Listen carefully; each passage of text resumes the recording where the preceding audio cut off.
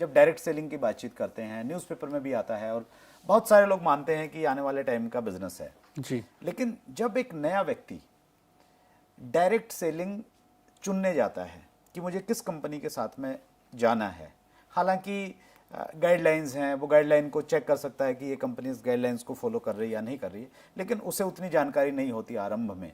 Right. एक व्यक्ति को अगर सही कंपनी चुनना है जी। तो वो किन चीज़ों का ध्यान रखे?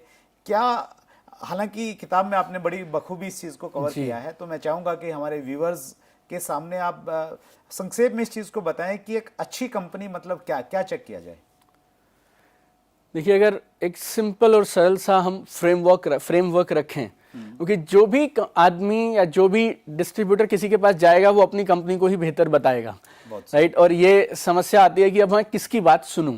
तो अगर हमारे पास एक फ्रेमवर्क हो जाए, एक यूनिवर्सल फ्रेमवर्क बन जाए, तो हम उसमें आकलन कर सकते हैं कि कौन सी कंपनी करनी चाहिए, किसमें फ्यूचर ब्राइट है, राइट। तो 4 चीजें अगर आप किसी भी एक कंपनी में देख लें, कोई भी, अगर उन 4 कंपनी, इन चारों को मैं ऐसा बोलता हूं, ये 4 स्तंभ हैं जिसपे एक डायरेक्ट सेलिंग कंपनी की नींव है। ये चारों स्तंभ, इस पे एक कंपनी खड़ी है।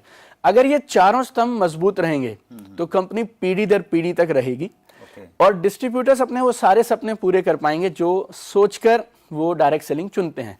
तो इन चारों स्तंभ को अगर मैं आपसे एक एक करके बताऊं, तो पहला है कंपनी की क्रेडिबिलिटी और कंपनी का ट्रैक रिकॉर्ड।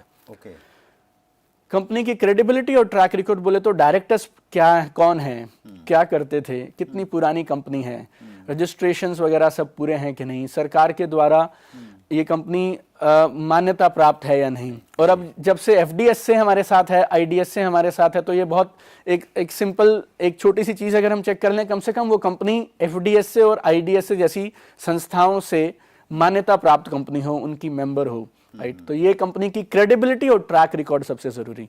नंबर 2, कंपनी के पास में अच्छे प्रोडक्ट्स और सर्विसेज होने चाहिए। अच्छा। और अगर मैं एक लाइन में आपसे बोलूं कि अच्छे प्रोडक्ट और सर्विस में किसे बोलता हूं, ऐसे प्रोडक्ट्स और सर्विसेज जिनको बिना नेटवर्क मार्केटिंग का प्लान अपॉर्चुनिटी बताए भी बेचा जा सके, राइट। मैंने साइड कर दिया कि नेटवर्क मार्केटिंग है, प्लान है, प्रोडक्ट अपने आप में इतना शानदार हो और उस रेट पे उपलब्ध हो कि आम आदमी अपनी जरूरतों के लिए वैसे भी उसको खरीद ले। ऐसे प्रोडक्ट और services, product value for money होना चाहिए। यस।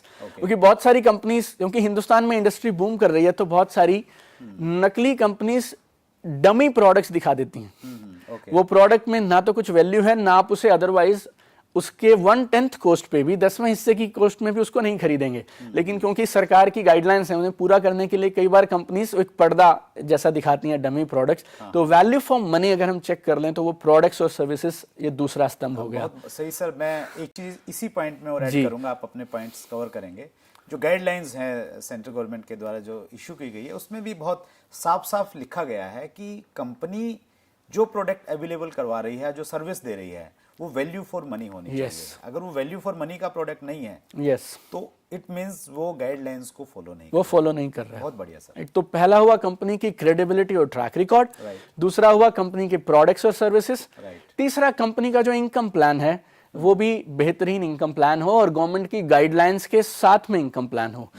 जो ये कंपनीज हैं जो कमिटमेंट देते हैं कि आप इतना लगाएं इतना आएगा, बिना कुछ किए आएगा, इस तरह के प्लान से लोग बच के रहें। देखिए, बिना कुछ, जहां आपको ये सुनने को मिल जाए ना, आप आइए, कुछ पैसा लगाइए और उसके बाद लगातार आएगा। जितना दूर हो सके ऐसे लोगों से दूर रहें, और अगर कहीं शिकायत कर सकते हैं तो जरूर शिकायत भी कर दें, राइट। तो कंपनी की क्रेडिबिलिटी और ट्रैक रिकॉर्ड, अच्छे value for money products and services, company का अच्छा इनकम प्लान हो जो सस्टेनेबल हो, और वो ना जो पैसा आपको कंपनी दे रही है उसका एक सोर्स होना चाहिए। रेवेन्यू जनरेशन हो कहां से रहा है, प्रोडक्ट की सेल होगी, उसमें से ही कंपनी कोई मार्जिन दे सकती है। जहां पे आपको ऐसा दिखे कि कुछ भी नहीं बेचना, बस आप आइए और हो जाएगा, आप समझिए वहां कुछ ना कुछ तो गड़बड़ है, राइट। तो एक रेवेन्यू जनरेशन मॉडल हो, राइट, प्रोडक्ट की सेल के बाद पैसा आता हो, राइट, वो अच्छा मैं मानूंगा, वो इनकम प्लान अच्छे हैं। और चौथा, एक अच्छी कंपनी के पास एक अच्छा एजुकेशन सिस्टम हो, तो आप जिन भी अप्लायंस के साथ में जुड़ रहे हैं, जो आपके सीनियर्स हैं, स्पॉन्सर्स हैं,